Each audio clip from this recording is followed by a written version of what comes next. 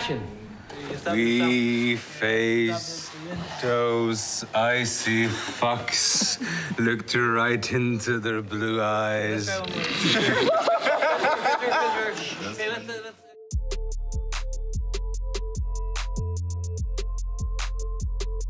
The feast was a wonderful sequence. It was 17 pages long, in one room, and many different things going on.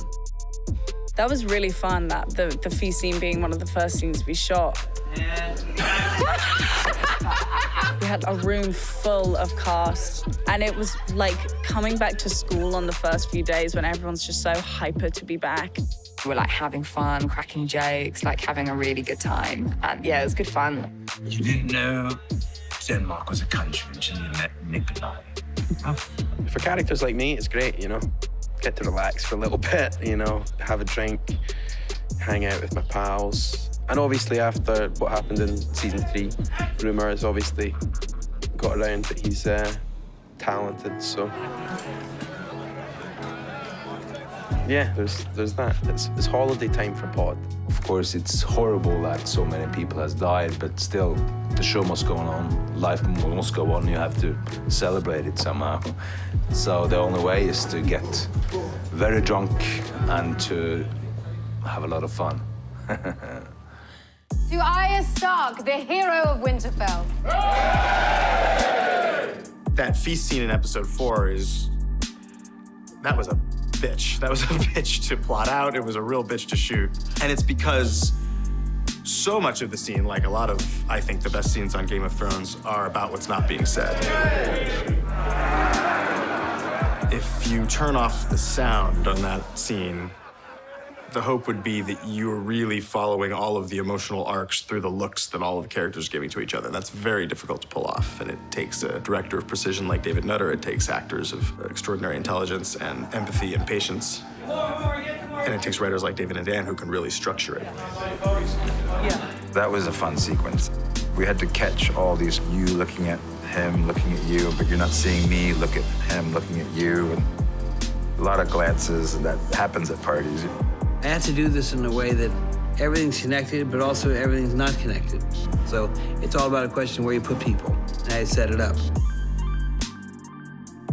So the plan which David came up with was you put them into groups and isolate them to a degree, which we can do with camera angles, so that once a certain group has shot out its piece, we have them traveling up the hall which connects to the next group. So just clever choreography. As far as the lighting, it's always tough because you have all those people eating. You want to shot multiple camera because there's multiple people talking, and so you want to create something that is flexible. So my trick was candles. What we did, we built some boxes under the candle, like some little riser, and inside I had little lights. So the light was coming from the glow inside the table and not just a general top light. Most of our drama scenes were action scenes, simply in terms of the number of bodies that we had on the ground. When you have that many moving parts, it's always going on, and you're always painting a picture behind the actors who are giving the dialogue or walking through the frame.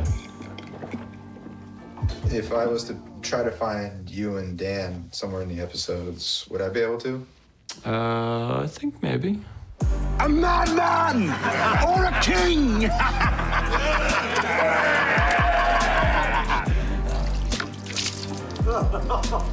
Oh. Please take the juice out of this cup. Leave it in there, leave it in, it's good. You're there. Well hidden. Well hidden? Yeah, giant beard. I was concerned we were going to ruin that, but I don't think we did. Yeah, let's get some notes to the director. Wednesday at Wildling University.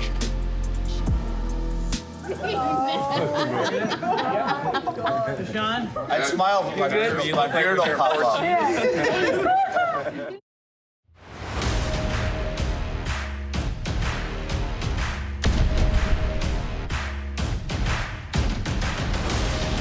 The funeral pyres were a big undertaking for us.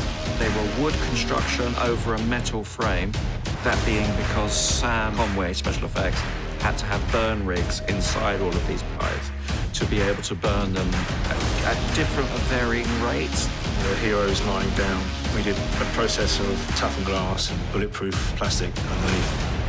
And then the hero would go in and put a torch underneath the actor, and then you'd see beneath them, you'd see the flames spread. There would be flame reacting around the sides of them, but not actually touching them. But because you're seeing a flame through glass, to all intents and purposes, you're seeing flame, which is really extraordinary. Once we'd finished with the real people in the funeral pyres, they were switched out by the props department for burning bodies, chicken wire bodies that were costumed, because we were actually setting fire to the funeral pyres for real. It was a huge burn in terms of fire. So we had fire support, medical support, and that was the classic, biggest, widest shot of Winterfell with the hugest effect in the front of it. What I remember is that it was incredibly hard to put out, which I did say it would be very difficult to put out. It gets very hot. Everyone has to move back because they feel the flames. I knew the shot was over when I saw Bran running past me. I was like, well, that's got to be over if Bran started to walk again.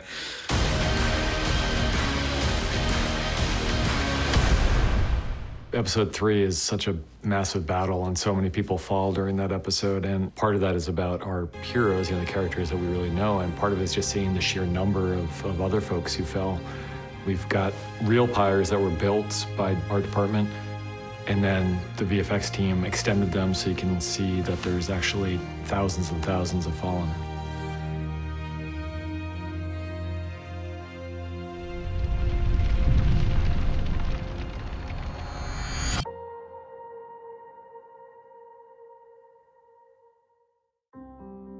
So what was important with respect to the funeral in episode 4 was the fact that I wanted to make sure that there was some big scopy stuff that was important, but also there was some really intimate moments between the characters that I didn't want to lose. There was a moment in which Danny says goodbye to Jorah, where Sansa says goodbye to Theon. So I wanted to make sure that that was really covered in the proper fashion. That was really hard. I remember right before my take, putting the pin on Alfie, David Nutter came up, the director, and he was like, you never got to say goodbye, and you never told him that you saw him as a Stark. And then I was like bawling, because I'm thinking like, I will never properly get to say goodbye to Alfie as Theon. Like, that will be so crazy. It was something in which we all have situations in our life for people that die at the wrong time and things happen before you expect it to happen, where you say to yourself, I wish I had said this, or I wish I had done that. So I wanted to make sure that there was something gnawing at her. She took that nugget, made it into something special. She's that great of an actress. She really did a tremendous job there with that. The emotion was easy to capture because the emotion was very real. These are people who've been working together, and some of them for 10 years. Yeah, it was a very difficult thing to say goodbye. Even if the ceremony was fictional, the goodbye and the emotions in the goodbye were very real.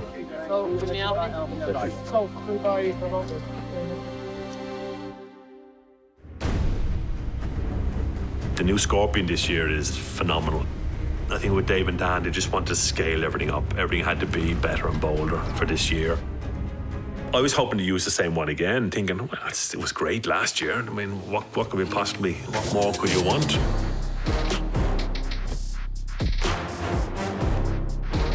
We saw in season 7 that Qyburn had invented this scorpion, this giant dragon-killing scorpion, and it didn't quite work. So Qyburn went back to the drawing board and he made even larger, more powerful scorpions. What we need to create this one is make it bigger, stronger, a bit more dynamic. It's 65% bigger than we did previously on season 7.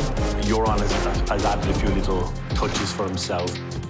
There's a seat on the back and added 4 more cross limbs for a bit more power and a bit more madness. The boat is a nice design, a bit of a more barbaric style. When you see it first, it'll be in this closed mode, and when you see it the second time, once it fires the projectile, it leaves the limb, it opens up and it'll rotate. So it will rip open anything that it hits. It's absolutely incredible work. The whole production this season is just amazing, what they've been creating for us actors. You really feel that you're part of the biggest show in the world when you're sitting on a scorpion and everything is just going around. You really feel wonderful.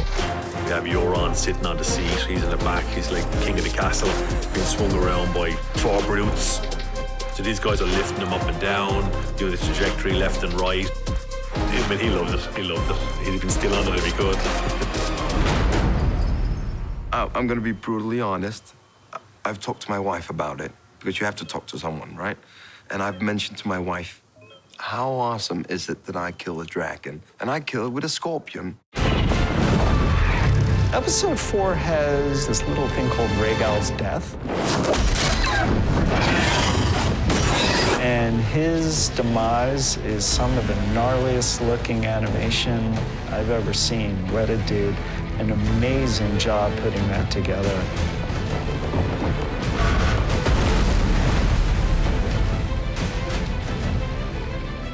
In the end, we have a couple of shots of the destruction of Danny's ships.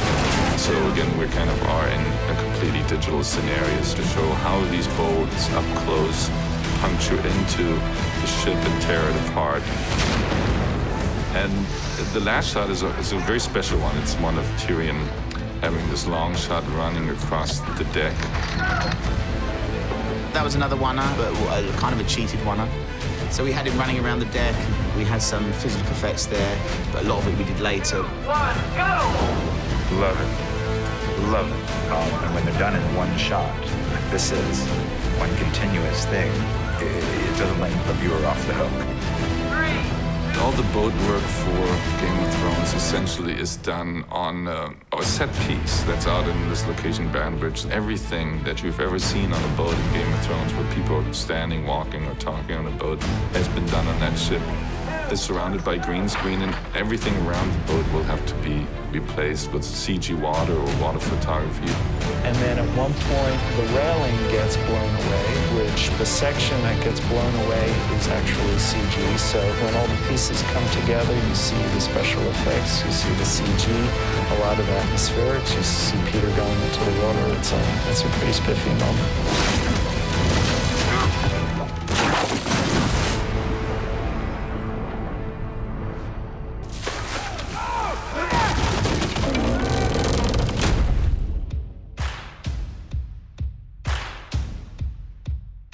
King's Landing, City Wall and Gates. We sort of saw this as a sort of fortification around the whole of King's Landing. They're loosely based around the walls of Dubrovnik, which have a particular sort of style to stonework, which we were trying to hint at. By the time the platforms are on, we're looking not far off about 57 feet, 56, 57 feet to the top of the platforms. The towers are 49 feet high, the wall's about 200 foot long. The King's Landing parlay, the challenge is the size of the set. So we quickly decided and convinced everybody that most of the close-up work would be done on a separate set piece that would be built on the ground, right on the ground, and would put them probably at about 8 feet up. So you're able to talk to the actor, bring the camera in a proper, reasonable level to be able to achieve all the shots we had. Stand down. But it's a little bit of a, Hollywood magic. Another challenge was that, of course, this set is incredibly visible from the surrounding area. And the big concern, of course, for this season, more than ever, was the secrecy of the plot. In other words, we wouldn't want to give away that Missandei is going to be executed. So having her stand up there, 40 feet high, there was no way to hide that. So again, later on, we're adding her in there now, oftentimes as a digi-double. But for the close-up work, we shot her separately on stage to composite her on that per location. So we could put it together in the end as a seamless, it's all been shot in the same place.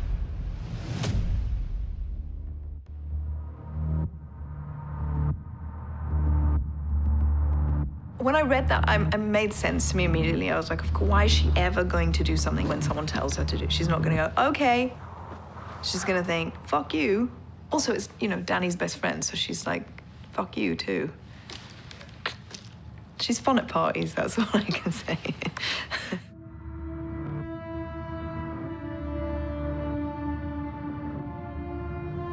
The parley is a Hail Mary pass from Tyrion. He's hoping that maybe if he brings up Cersei's child, he can talk some kind of sense into Cersei. Tyrion talks to his sister in a way that you think that she may actually listen to him for a change. She may listen to her heart and listen to what he has to say and understand it. You've always loved your children. More than yourself. So, wanted to give her just to hang out with her just long enough to have it so that you would think that she may change. But she's got this look on her face where it's just like, that's just who I am. I can't help it. And Lena's a tremendous actress, and that played out beautifully. Bravo, marker. There's such a kind of basic kid in her still. So I think she sees him in the moment asking her to do something for him. I beg you. If not for yourself, and for your child. And she can't do what he said. She cannot. It's like a kid and she can't do what he tells her to do. Because that would be surrendering. If you have any last words, now is the time.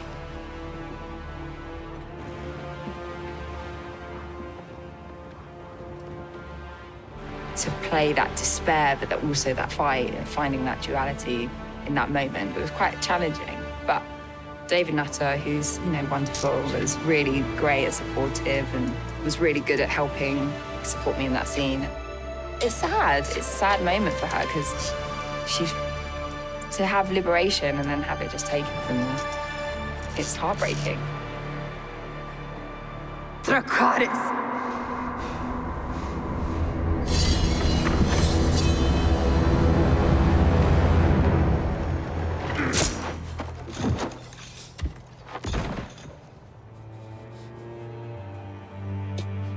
For Grey Worm, losing her is just like there's nothing left. There's just nothing. He has nothing left now. She has taught him how to be a human being. Like her and Danny have nurtured him into being human. And then it's just taken away. And the final shot of Danny walking away, we knew it would be the last shot. It wasn't any question of how we were going to go out of the episode. So it was really a question of how Amelia would convey kind of almost unimaginable sense of anger and rage and vengeance while walking towards the camera and past the camera without saying a word. But I would say she did it.